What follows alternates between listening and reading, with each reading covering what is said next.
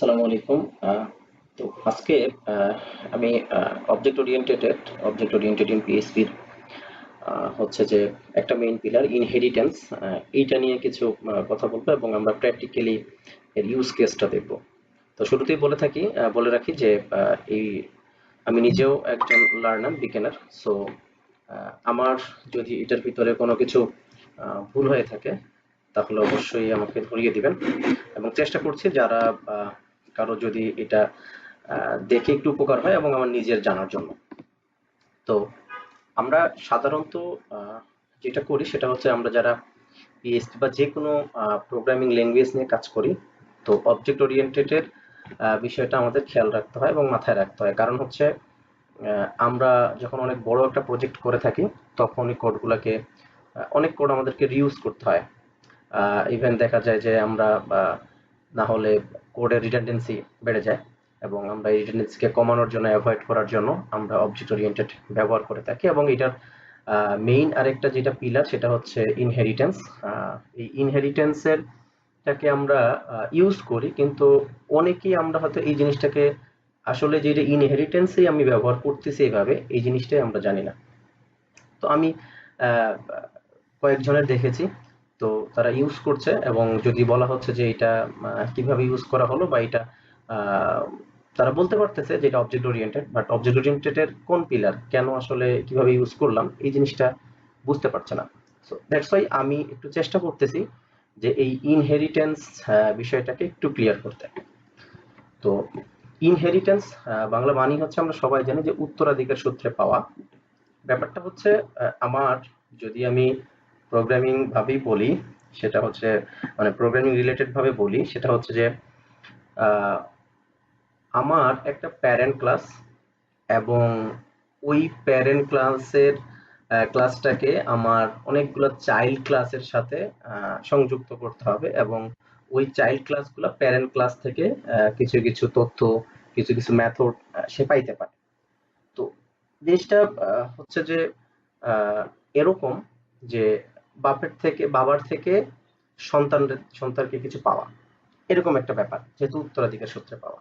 তার মানে হচ্ছে প্যারেন্ট ক্লাস থেকে আমরা কিছু আমরা চাইল্ড ক্লাসে সেটাকে এক্সটেন্ড করব এবং ওই চাইল্ড ক্লাসে প্যারেন্ট ক্লাসের কিছু বৈশিষ্ট্য বা প্যারেন্ট ক্লাসের কিছু মেথড আমরা চাইল্ড ক্লাসে ইনহেরিট করব।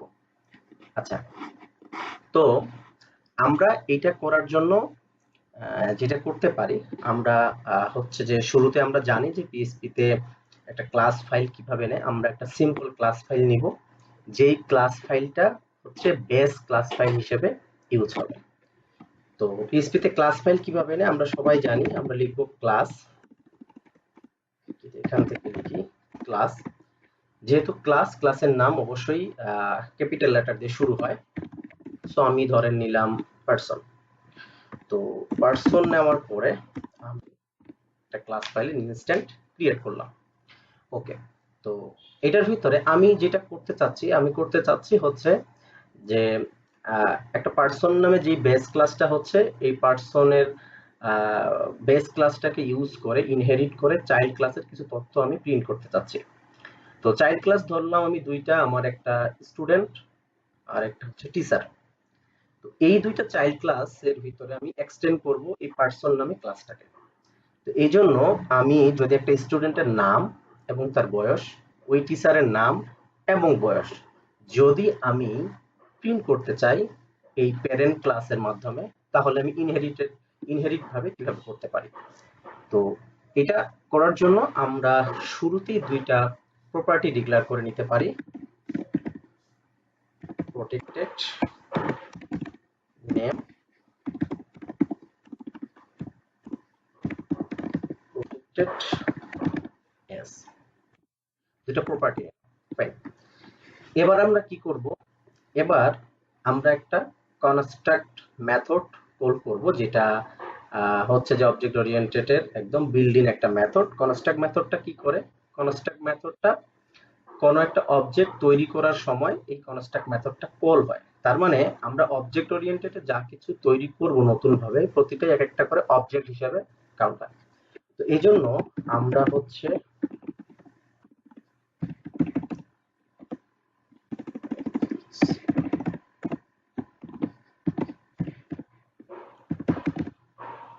কনস্ট্রাক্ট মেথডটাকে নিয়ে নিলাম এবং এটার ভিতরে আমরা দুইটা আর্গুমেন্ট পাস করব, একটা হচ্ছে নেম আর একটা হচ্ছে এজ।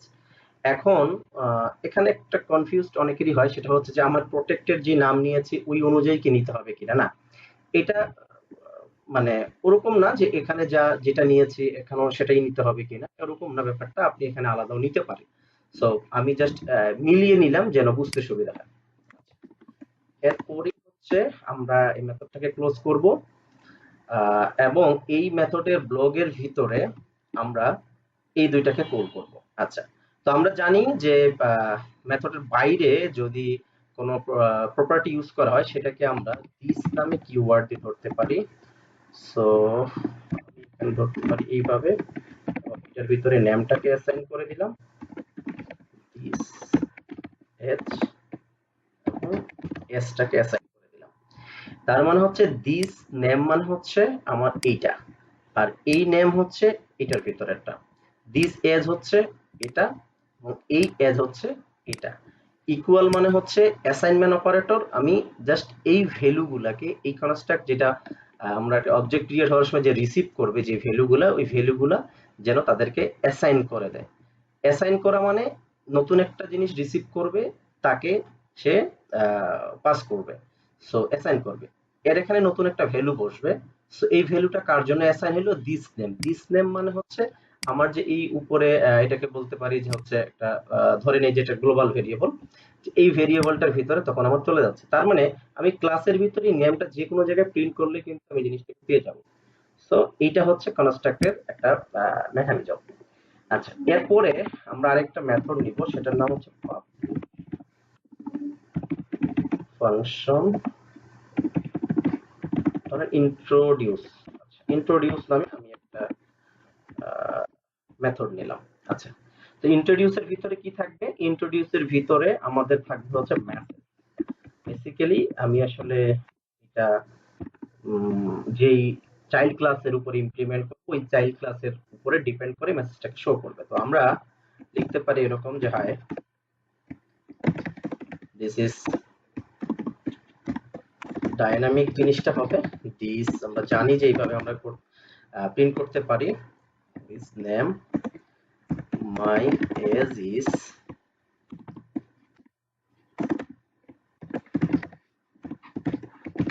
এজ ইয়ার্স ওল্ড, এবং আমরা এটাকে লাইনে দিয়ে দিতে পারি। ওকে, ফাইন। তো সরি, আচ্ছা, তো আমার একটা পারসন ক্লাস ইউজ তৈরি হয়ে গেল। এখন এই ক্লাসটাই হচ্ছে একটা সিম্পল পিএইচপির একটা ক্লাস ফাইল। এখন এই ক্লাসটা হবে আমার মেইন বেস ফাইল, মানে এইটা হবে এখন প্যারেন্ট। এই প্যারেন্টকে ধরে আমরা চাইল্ডে ইউজ করব। তো আমরা এইখানেই আরেকটা ইউজ করি ক্লাস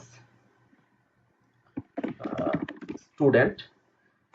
এখন এই স্টুডেন্ট এটা হচ্ছে আমার চাইল্ড ক্লাস। তো এই চাইল্ড ক্লাসে একটা প্যারেন্ট ক্লাসকে যদি আমি প্যারেন্ট ক্লাসে যদি কোনো তথ্য নিতে চাই, সেজন্য আমাকে এক্সটেন্ড নামে একটা কিওয়ার্ড দিয়ে আমাকে হচ্ছে প্যারেন্ট ক্লাসটাকে বলে দিতে হয়। আর এই এক্সটেন্স ইউজ হইলেই বুঝবেন যে এটা ইনহেরিট করা হয়েছে। আচ্ছা, তো আমরা এখানে যাই। এরপরে হচ্ছে যাওয়ার পরে কি হবে, এখন আমরা ওই যে বললাম যে কনস্ট্রাক্ট মেথডটা কখন দরকার পড়ে, যখন আমার কোনো একটা ক্লাসের অবজেক্ট ক্রিয়েট হচ্ছে ঠিক তখনই দরকার পড়ে। তার মানে এইখানেও আমার একটা কনস্ট্রাক্ট মেথড দরকার হবে। সো আমি কি লিখবো, public function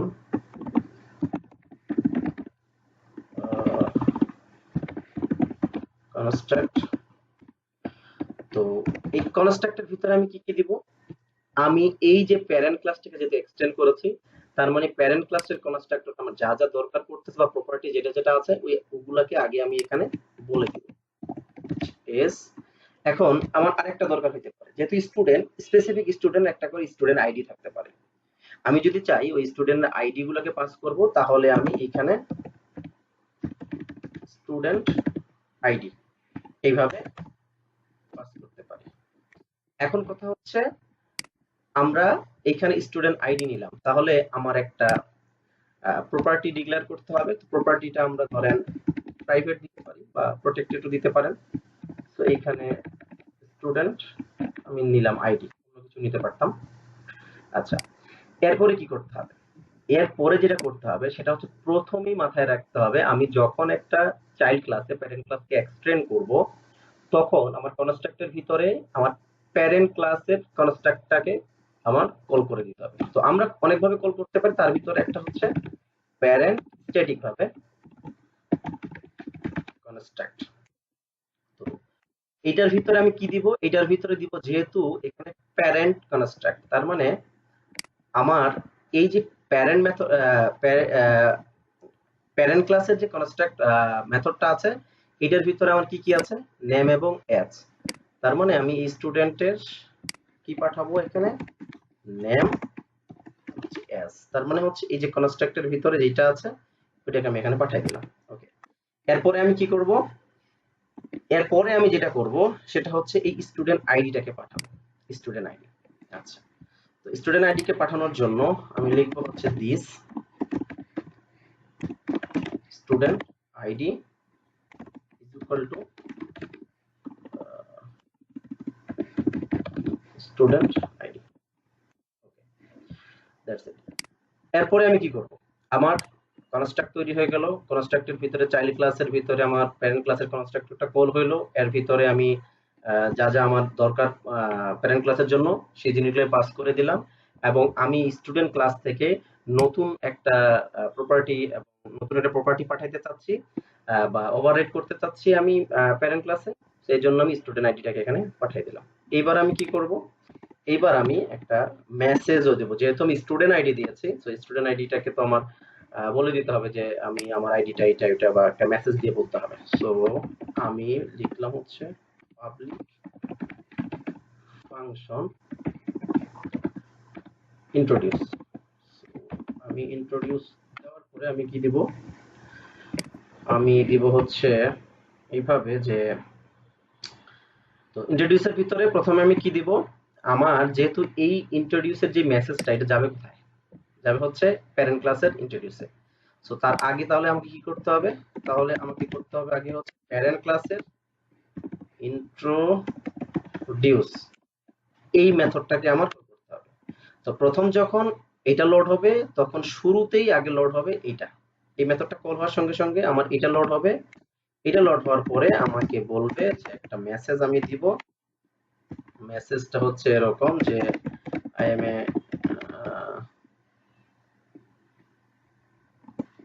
student and my ID is this student ID। ঠিক আছে, ফাইন হয়ে গেল। এখন তাহলে কি করতে হবে? এটা হচ্ছে আমার স্টুডেন্টের ক্ষেত্রে চলে গেল। এবার এই যে সেম আমি টিচারের ক্ষেত্রে, তো আমি আর লিখছি না, আমি এটাকে কপি করছি, কপি করার পরে পেস্ট করলাম। আমি জাস্ট এখানে চেঞ্জ করব টিচার। এই টিচার আমরা আরেকটা প্রপার্টি দিব, সেটা হচ্ছে টিচার কোন সাবজেক্টের উপর ক্লাস নেয়। সো আমরা তাহলে দিতে পারি এখানে সিম্পল ভাবে সাবজেক্ট, এজ এ সেম যা যা আছে সবই থাকবে, এইখানে এসে শুধু এই জিনিসগুলো চেঞ্জেস হবে। তো এইখানে হচ্ছে সাবজেক্ট, এখানে হচ্ছে সাবজেক্ট, ইন্ট্রোডিউসটা থাকবে। তো ইন্ট্রোডিউসটা থাকার পরে আমরা কি করব? আই এম এ এখানে লিখব teacher and I teach in subject। ঠিক আছে, ওকে, দ্যাটস ইট। সো এই হচ্ছে আমার টিচার, এটা চলে গেল। তাহলে আমার এখানে কি কি হলো দেখেন। আমার প্রথম একটা হচ্ছে প্যারেন্ট ক্লাস, এই প্যারেন্ট ক্লাসটাকে আমরা রিউজ করব। দেখেন এইখানে কিন্তু কোনো কিছুই বলে দেওয়া নাই যে টিচার নেই স্টুডেন্ট, শুধুমাত্র রিউজ করতেছি, রিউজ করে ডাইনামিক আকারে আমরা ভ্যালুগুলোকে পাস করে কত সহজে স্মুথলি ভাবে কাজগুলো করতে পারতেছি। ওকে, ফাইন। এন্ড দেন আমরা স্টুডেন্ট নামে একটা চাইল্ড ক্লাস তৈরি করেছি, এটাকে এক্সটেন্ড করেছি পারসন মানে প্যারেন্ট ক্লাসটাকে, তারপর যা যা করার আমরা কনস্ট্রাক্ট মেথডটা নিয়েছি, প্যারেন্টটাকে কল করেছি, তারপর তার সম্পর্কে বলেছি, এইভাবে আমরা দুইটা ক্লাসকে তৈরি করলাম। এবার আমরা এটা নিচে আউটপুটের জন্য রেডি হই। সো আমি প্রথমে হচ্ছে স্টুডেন্ট নামে একটা ভেরিয়েবল নিলাম। আমরা জানি যে কোনো অবজেক্ট তৈরি করার জন্য নিউ কিওয়ার্ডটাকে সামনে দিতে হয়। স্টুডেন্ট, এই স্টুডেন্ট কোনটা, এই যে ক্লাসটাকে, এটা তখন নিউ, এই ক্লাসের সামনে নিউ দেওয়া মানে হচ্ছে এটা অবজেক্ট ক্রিয়েট হয়ে যাবে। সো একটা ক্লাস কিভাবে অবজেক্ট হয় এটা আমরা এই ভিডিওতে দেখব না, সো আপনারা জানেন অলরেডি। সো স্টুডেন্ট নাম আমি দিলাম হচ্ছে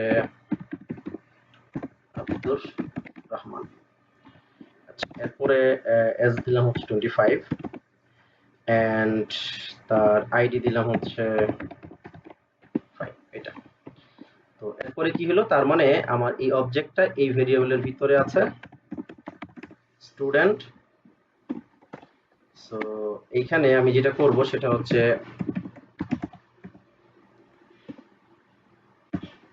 ইন্ট্রোডিউসটাকে আমি কল করে দিব। সেম ভাবে আমি যদি দেখি হচ্ছে টিচারটাকে, তো আমরা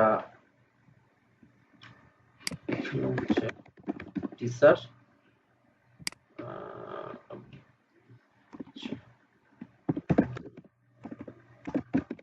খালেক, আব্দুল খালেক। আচ্ছা, এরপর হচ্ছে 55 ইয়ার্স ওল্ড। আচ্ছা, এরপরে থার্ড প্যারামিটার আমাদের কি ছিল এখানে, সাবজেক্ট। তারপরে থার্ড প্যারামিটার সাবজেক্টে আমি যদি দেই যে আমি যদি দেই যে পিএইচপি ইন ওপি, উনি ক্লাস নেম হচ্ছে পিএইচপি ইন ওপির উপরে, সরি, আচ্ছা, পিএইচপি ইন ওপির উপরে। এন্ড দেন আমরা হচ্ছে এই ভেরিয়েবলটাকে রিপ্লেস করব টিচার, এবং এই ভেরিয়েবলটাকে আমি এখানে বলে দেব, দ্যাটস ইট। এখন আমার কি করতে হবে, আমি ইনহেরিটেন্স সবকিছু করেছি, এক্সটেন্ড করেছি, সবকিছু মেসেজ দিয়েছি। এখন যদি আমি এটাকে রান করি তাহলে আমি একটা আউটপুট দেখতে পাবো। আমার এখানে বলতেছে যে একটা error, error can not call constructor in PHP 25। আচ্ছা, সো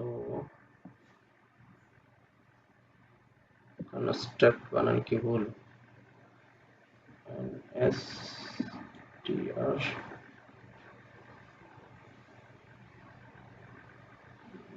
সিটি কনস্ট্রাক্ট। আচ্ছা,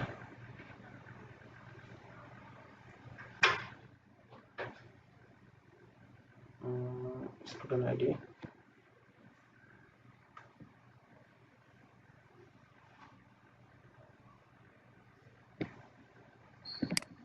এখানে কি হচ্ছে, public function construct name as student id,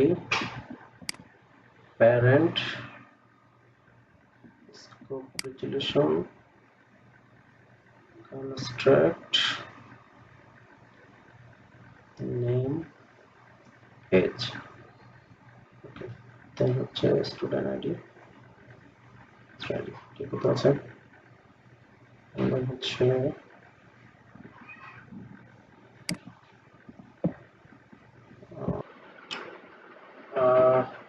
sorry, আমাদের যে ভুলটা সেটা হচ্ছে,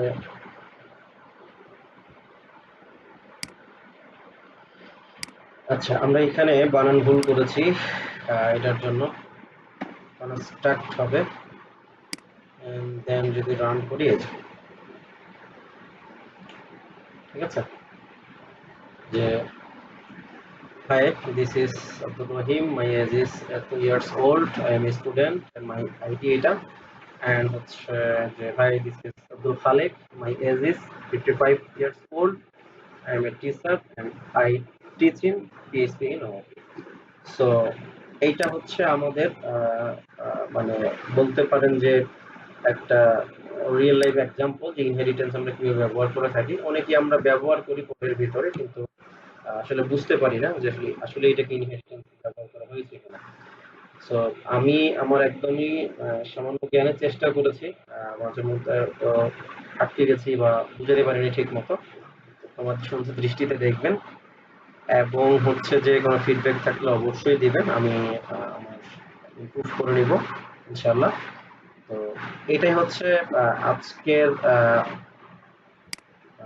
হচ্ছে যে আজকের এটাই হচ্ছে ছিল ইনহেরিটেন্স নিয়ে।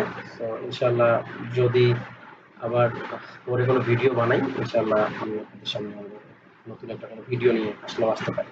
আসসালামু আলাইকুম।